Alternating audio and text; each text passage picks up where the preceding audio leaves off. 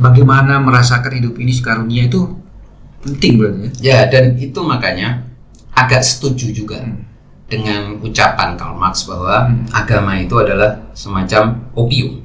Dari sisi apa? Bahwa manusia memang butuh opium setiap saat. Opium yang rohani. Opium dalam konteks. Iya, opium rohani. Manusia tuh butuh dihibur, Pak. Khususnya di dalam kehidupan yang begitu rumit seperti sekarang, begitu kompetitif seperti zaman ini, begitu banyak permusuhan dan problem dan konflik. Butuh dihibur. Salah satu dimensi agama menghibur manusia.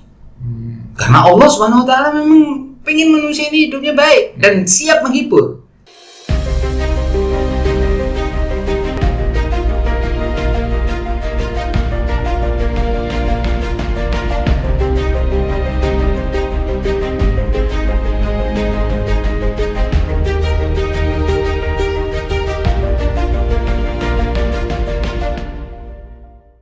Seorang ibu di Brebes, Jawa Tengah, Kanti Utami, diberitakan menggorok 3 anaknya. Sebuah berita yang memilukan di tengah pandemi yang masih melanda Indonesia, yang tentu saja berdampak terhadap ekonomi kita, ekonomi warga. Assalamualaikum warahmatullahi wabarakatuh. Kawan-kawan, para pemirsa channel Kupas, kami akan membahas kabar tersebut, kabar yang tentu saja menyedihkan bagi kita sebagai umat manusia, di mana orang tua berupaya membunuh anak kandungnya sendiri. Bersama kita telah hadir seperti biasa Ustadz Musa Al-Kazim. Baik, Ustadz, kita seperti tadi yang telah saya sebutkan, mendapatkan kabar yang menyedihkan tentang seorang ibu di Brebes, Kanti Utami namanya, yang menggorok 3 anaknya dan 1 meninggal, 2 dalam keadaan kritis. Kita doakan semoga 2 yang sedang menghadapi masa-masa kritis bisa selamat dan bisa menjalani kehidupan selanjutnya dengan lebih baik secara psikis tentu saja, dan juga secara ekonomi. Baik, Ustaz, fenomena orang tua membunuh anak atau yang biasa disebut dalam bahasa ilmiah sebagai infanticide atau felicide itu kan bukan sesuatu yang baru, meski tentu saja setiap kita mendengar kabar ini selalu ada perasaan yang sangat memilukan, terutama kita sebagai orang tua dan yang punya anak-anak juga. Bu Kanti dalam sejumlah video itu menyatakan bahwa dia tidak gila dan dia melakukan ini karena ingin anaknya tidak merasakan penderitaan yang dia rasakan. Secara ekonomi maksudnya, kita tentu saja tidak, dalam pembicaraan tidak akan menilai perbuatan Bu Kanti karena kita kan belum tahu hasil penyelidikan psikologis dari kepolisian.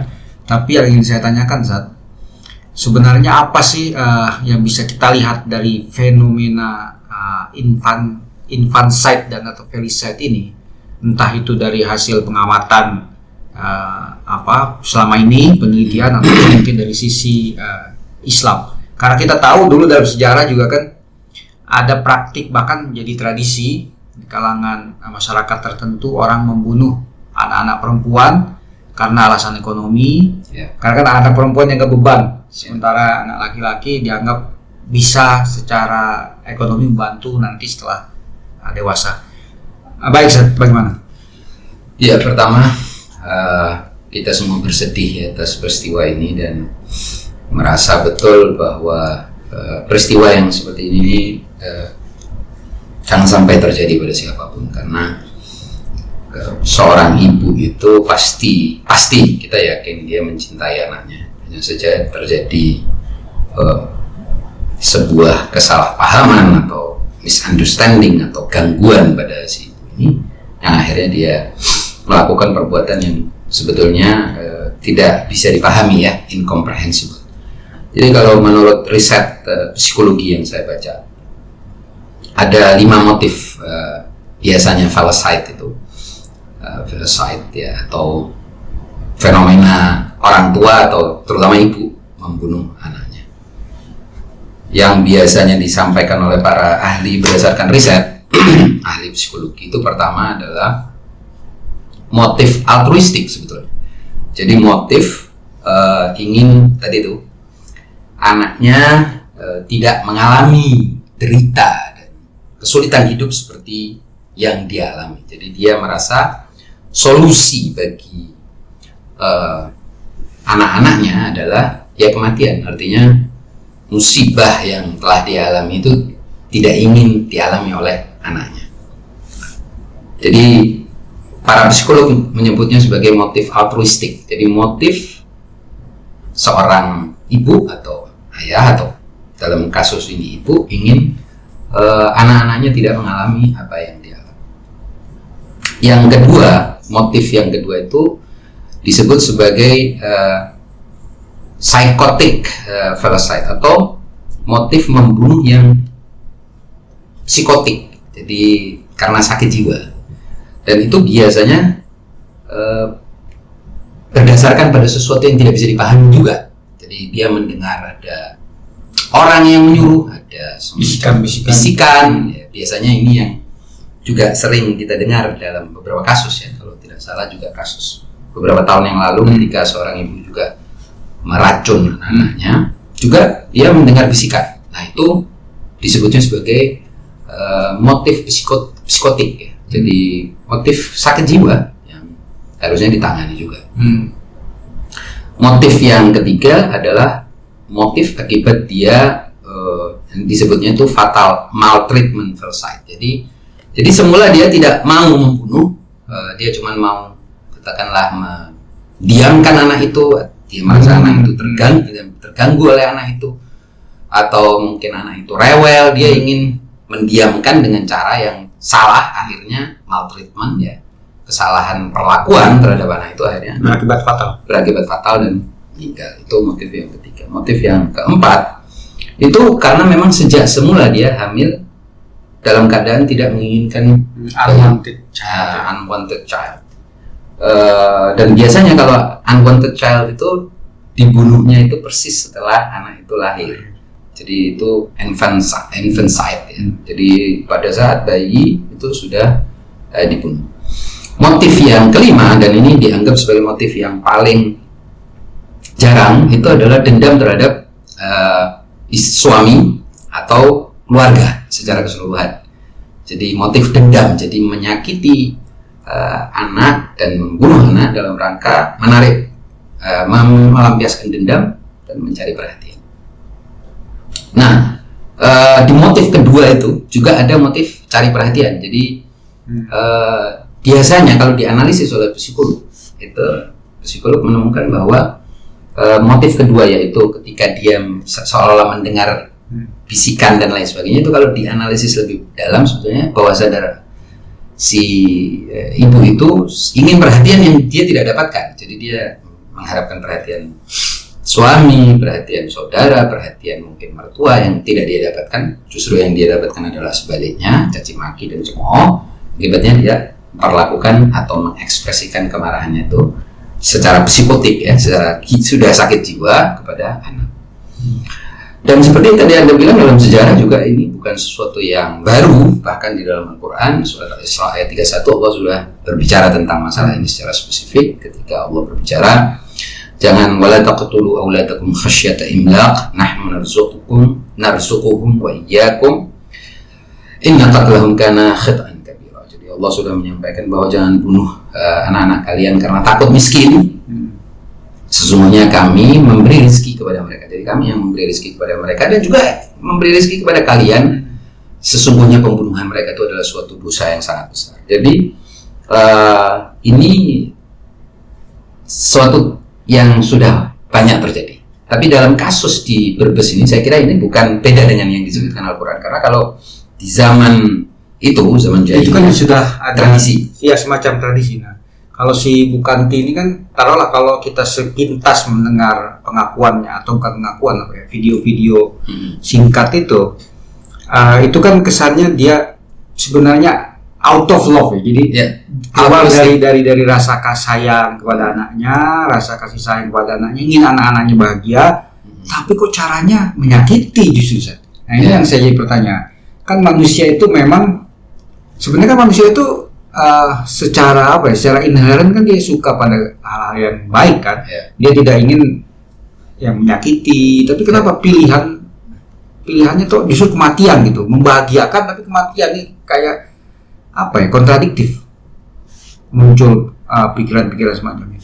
Biasanya guru akhlak itu mendeskripsikan tentang manusia, semua manusia itu dalam buku-buku akhlak disebut sebagai pecinta kebaikan dan kesempurnaan. Semua manusia pada dasarnya. Oleh sebab itu semua motifnya pasti bagus. Motif, niat awal itu 100% baik.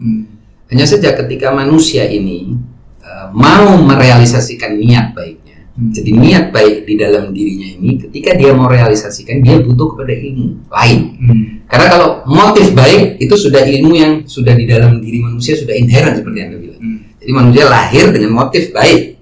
Motif sempurna itu terus ada, terjaga. Hanya saja dalam merealisasikan motif baiknya, mau menyenangkan, mau membahagiakan, mau supaya anaknya tidak menderita, ini butuh ilmu lain, bukan ilmu inherent atau fitrah tadi itu. Dia butuh kepada tambahan ilmu.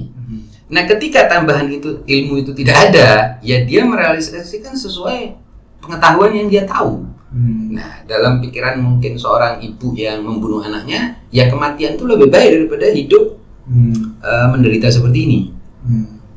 Padahal tidak begitu kan, kalau dia tahu ilmunya.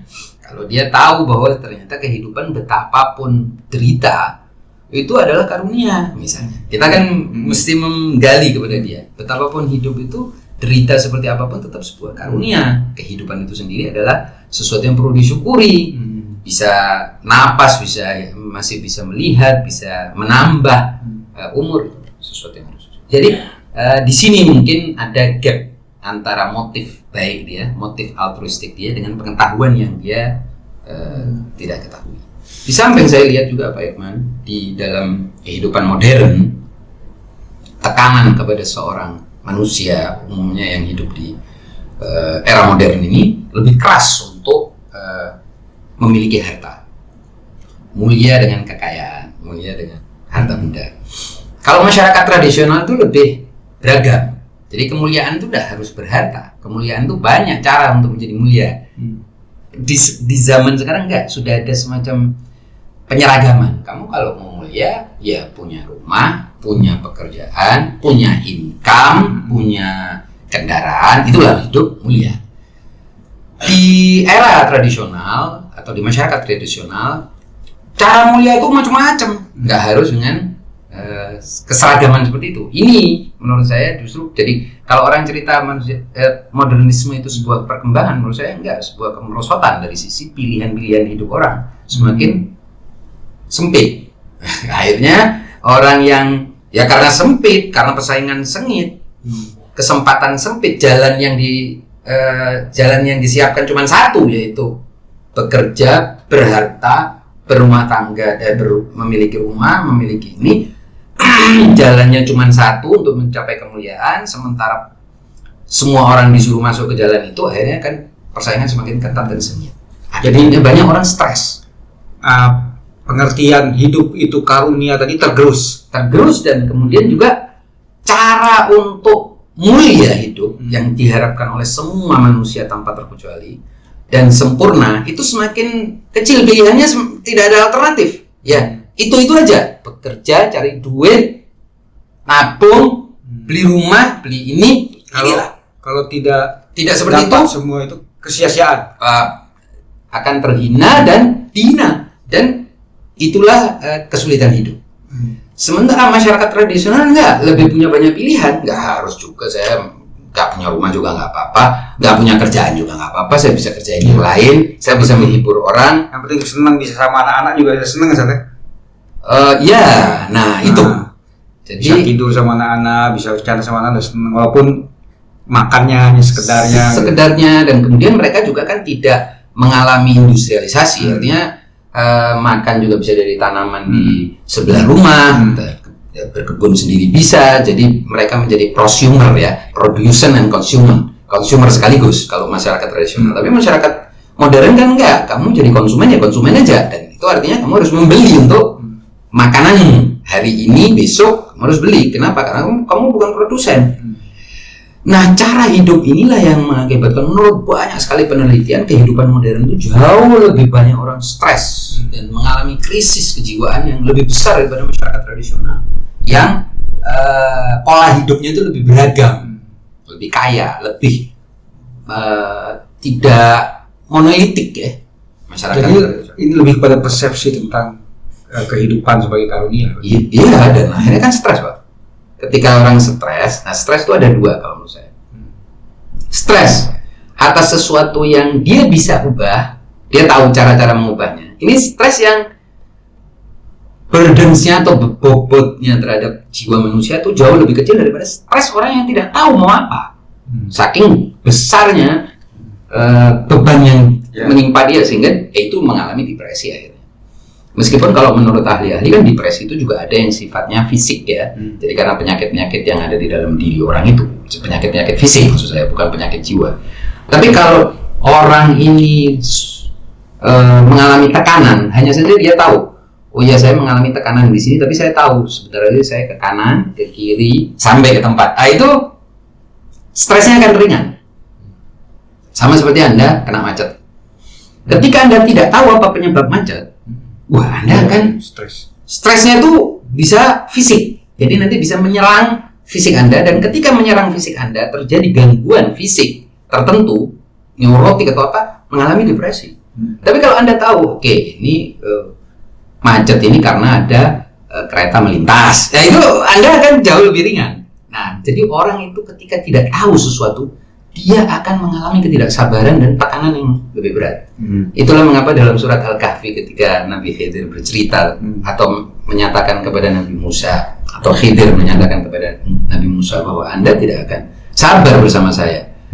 Nabi Khidir memberikan sebuah alasan, wa kaifa tasbiru ala ma lam tuhid bihi khubra, dan bagaimana kamu bisa sabar atas sesuatu yang kamu tidak ketahui. Jadi karena kamu nggak tahu, ketidaksabaranmu akan meningkat. Nah, inilah mengapa Pak Irman, Islam itu mengajarkan orang untuk beriman kepada Allah. Nah, dengan beriman kepada Allah, dia tahu bahwa Allah Subhanahu wa taala penguasa segala sesuatu, tahu. Dan karena dia yang menguasai segala sesuatu itu Maha Pengasih lagi Maha Penyayang, pasti. Nah, jadi pengetahuan lagi, pasti dia akan menyelesaikan masalah saya. Jadi yang antum maksud tadi pengetahuan itu adalah ini ya. Ini jadi semacam kesadaran dan pengetahuan. Jadi pengetahuan mulai dari pengetahuan yang bersifat rasional, kemudian keyakinan sebagai suatu pengetahuan yang bersifat uluhiyah atau presentasional. Yaitu ketika kita meyakini bahwa Allah Subhanahu wa taala itulah yang menciptakan segala sesuatu, dan dialah penguasa segala sesuatu. Karena pengetahuan saya tentang itu, maka saya yakin apapun musibah yang saya hadapi ini akan dia ringankan dan akan ada baiknya buat saya, karena dia maha baik, dia maha penyayang. Nah, kalau pengetahuan ini tidak ada, manusia akan mengalami depresi yang jauh lebih berat dan jauh lebih menekan jiwanya. Dan ketika itu dia gelap mata. Apakah pengetahuan ini juga bisa membebaskan kita dari persepsi masyarakat modern? Oh, ini hidup ini harus punya ini, punya itu. Oh iya dong.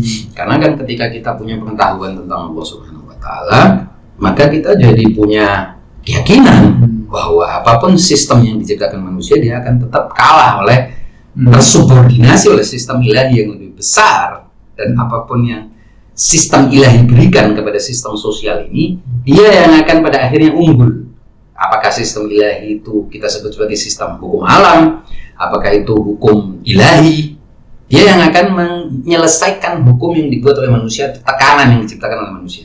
Karena manusia menekan kan, supaya kita hidup begini, standar tertentu seperti ini, gaji punya ini, segala macam, terbebaskan dengan itu. Makanya manusia itu ketika punya pengetahuan tentang ilahi, tentang Allah Subhanahu wa taala atau ma'rifatullah, maka dia akan memiliki kesabaran yang tanpa batas dan kepasrahan. Dan pasrah itu sendiri bersama dengan kesabaran itu akan mengurangi stres tuh jauh banget. Nah kalau tidak pakai itu problem Pak. Gitu. Ya, jadi pentingnya pengetahuan akan tadi itu ya ma'rifatul tadi. Iya. Dalam secara praktis itu apa sih? Dalam konteks ini apa yang perlu kita sadari selain tadi yang Anda sampaikan? Misalkan bahwa Allah ini penguasa alam semesta ini, bahwa Allah ini akan selalu memberi rezeki. Ya. Terus apa lagi mungkin secara konkret? Ya bahwa Allah yang menciptakan kita dari ketiadaan kan. Jadi mulai kita ini mulai setitik air mani sampai kita jadi sekarang kan semuanya kan betul-betul karena karunia ilahi. Bukan Anda dengan sederhana aja kita bisa bilang kan saya nggak nempelin 2 telinga di sini, saya nggak nempelin mata saya di sini, saya juga nggak nempelin hidup di sini, saya juga nggak nanam rambut di kepala saya, tangan juga bergerak bukan karena saya kasih baterai. Ini semua kan sederhana. Jadi sebetulnya paling mudahnya begini, manusia ketika mengenal dirinya, ketika mengenal dirinya fisik, non fisik, fisik maupun non fisik dirinya, dia masih bersyukur ya. Dia akan tahu bahwa ternyata bukan saya yang mengelola semua ini selama ini. Saya ini cuma diberi. Tubuh ini pemberian, umur ini pemberian, nyawa pemberian, napas pemberian, dan juga kehadiran saya di bumi ini juga pemberian. Nah, ini semua akan meringankan jalan.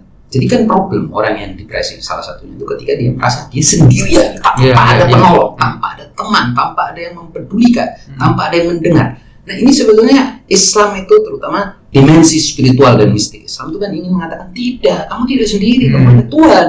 Kamu bisa berbisik-bisik, kamu bisa berbicara. Ada teman agung ya. Ada teman agung, ada sahabat mutlakmu, kekasih mutlakmu, siap mendengarmu. Kapan saja engkau punya keluhan, kamu bisa sampaikan keluhanmu. Kamu bisa menangis kepada dia dan dia tidak akan marahi kamu atau bosan dengan tangisan. Dan hal-hal seperti ini yang menurut saya ini yang kurang justru di dalam pengajaran agama. Justru pengajaran agama itu kosong dari dimensi ini. Yang menurut saya itu akibatnya pengajaran agama itu juga jadi bahan stres, bahan mempersusah hidup, menyulitkan hidup orang, dan akibatnya orang beragama pun makin stres hidupnya. Padahal tidak. Allah sudah berulang-ulang mengatakan bahwa agama ini turun untuk memudahkan, untuk meringankanmu, untuk menunjuki jalanmu. Kalau kau punya petunjuk kan masalahmu jauh lebih ringan daripada kau tidak punya petunjuk. Ini penting Ustaz ya. Jadi bagaimana kita menyadari bahwa hidup ini karunia, karena kan di luar kasus Bu Kanti, kita juga sering mendengar kasus-kasus bunuh diri anak muda ya kan. Anak muda itu mendengar dari medsos bahwa hidup Anda ini sia-sia. Satu-satunya cara untuk mengakhiri kesia-siaan ini adalah kematian. Atau mungkin juga kita sering mendengar tadi Antum bilang depresi, merasa sedih, tidak ada teman curhat, tidak ada teman ngobrol, akhirnya mengakhiri hidup. Nah, jadi ini sangat penting sekali kesadaran. Sangat penting, dan bagaimana merasakan hidup ini karunia itu penting berarti ya. Ya, dan itu makanya agak setuju juga dengan ucapan Karl Marx bahwa agama itu adalah semacam opium. Dari sisi apa? Bahwa manusia memang butuh opium setiap saat. Opium yang rohani. Opium dalam konteks opium rohani. Manusia tuh butuh dihibur, Pak. Khususnya di dalam kehidupan yang begitu rumit seperti sekarang, begitu kompetitif seperti zaman ini, begitu banyak permusuhan dan problem dan konflik. Butuh dihibur. Salah satu dimensi agama menghibur manusia. Karena Allah Subhanahu wa taala memang pengen manusia ini hidupnya baik dan siap menghibur. Turunlah agama ini untuk menghibur manusia, memberikan dia sebuah hiburan tentang apa? Berbagai jalan menuju kepada kesempurnaan, berbagai jalan menuju kepada kemuliaan, berbagai jalan menuju kepada cinta, kepada intimasi keintiman, keakraban. Allah Subhanahu wa taala bersedia. Persahabatan, Allah Subhanahu wa taala setiap saat bisa menjadi sahabat. Nah, ini yang tidak boleh. Jadi, problemnya pengajaran agama justru ngorong ini maunya enggak, ini neraka, siksa, dosa, harus tunaikan ini, tunaikan itu. Wah, agama yang legalistik, cuman isinya justru akan sudah kehidupan modern ini sangat menekan, Agama juga diintrodusir secara legalistik kepada sebagai surga, neraka, halal, haram, wajib, iya ancaman, syirik, kafir. kafir, syirik, semua hal salah, begini salah, begitu salah. Maka ini orang makin tertekan dan Depresi. dia tidak menemukan jalan keluar. Iya. Itu. Ya. Jadi sebenarnya juga menarik juga misalkan kalau kita gini saja, menikmati hal-hal kecil dalam hidup. Ya, seperti misalkan melihat pemandangan, menikmati udara segar. Itu kan juga penting juga untuk menyadarkan kita bahwa hidup ini luar biasa, karunia luar biasa. Ya, tapi kadang-kadang kayak misalnya kasus yang sedang kita bicarakan, kemungkinan ibu seperti ini kan, dia kan juga kemungkinan lingkungan sekitarnya itu juga tidak memiliki solidaritas sosial. Ini juga banyak Pak Ibu. Banyak orang, saya ini kan kebetulan, ya saya kira kita semua kumpul sama orang. Kelihatan orang itu seperti makmur, bahagia, padahal dia lagi stres berat. Kita harus mulai membuka kepekaan, memberikan ruang kepada orang untuk kita berempati. Jangan cuma mau memanfaatkan orang, tapi sekali-kali memberi manfaat kepada orang. Jangan cuma mau dihibur orang, sekali-kali menghibur orang. Dan itu akan menciptakan suasana yang jauh lebih membahagiakan kita. Dan karena kalau kita membahagiakan orang, kita sendiri bahagia. Kita memberi orang, kita sendiri dapat lebih besar jangan-jangan daripada apa yang kita berikan. Ini menurut saya solidaritas sosial juga yang mungkin juga tergerus akibat modernisme, akibat tuntutan hidup. Apalagi sekarang kita kan media sosial kita ini kan isinya orang pameran kekayaan dan harus semua orang itu sekaya itu, semua orang, dan itulah satu-satunya jalan menuju kepada kebahagiaan. Menurut saya omong kosong.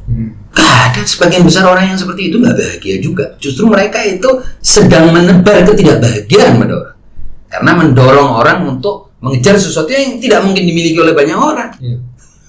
Kan gak mungkin semua orang seperti itu. Nah ini ya, selain orang-orang itu motifnya sangat egoistik, juga karena pengajaran kita tidak bisa menyentuh posisi di mana seorang guru atau pendidik atau lembaga pendidikan itu mengatakan bahwa nggak penting jadi kaya, yang penting itu jadi bahagia. Misalnya, nggak penting jadi punya banyak harta, yang penting itu memanfaatkan harta. Harta yang bermanfaat belum tentu harta yang banyak. Kadang-kadang harta sedikit itu yang bermanfaat. Nah, jadi dekonstruksilah opini yang menggiring itu dari flexing apa yang sedang sangat marah ya, supaya orang terbuka hatinya. Dan kalau sudah terbuka hatinya, dia tidak akan mengalami stres apalagi depresi. Menurut saya gitu. Terima kasih Zat atas penjelasannya. Demikian teman-teman para pemirsa Kupas Channel, obrolan kami tentang fenomena Bu Kanti atau seorang ibu di Brebes yang menggorok 3 anaknya, yang biasa dalam dunia akademis disebut dengan felicide. Demikian kurang lebihnya kami mohon maaf, dan nantikan video-video obrolan kami berikutnya, serta jangan lupa untuk subscribe kanal ini dan like video-video kami serta berkomentar di kolom komentar. Terima kasih. Billahi taufiq wal hidayah. Wassalamualaikum warahmatullahi wabarakatuh. Waalaikumsalam.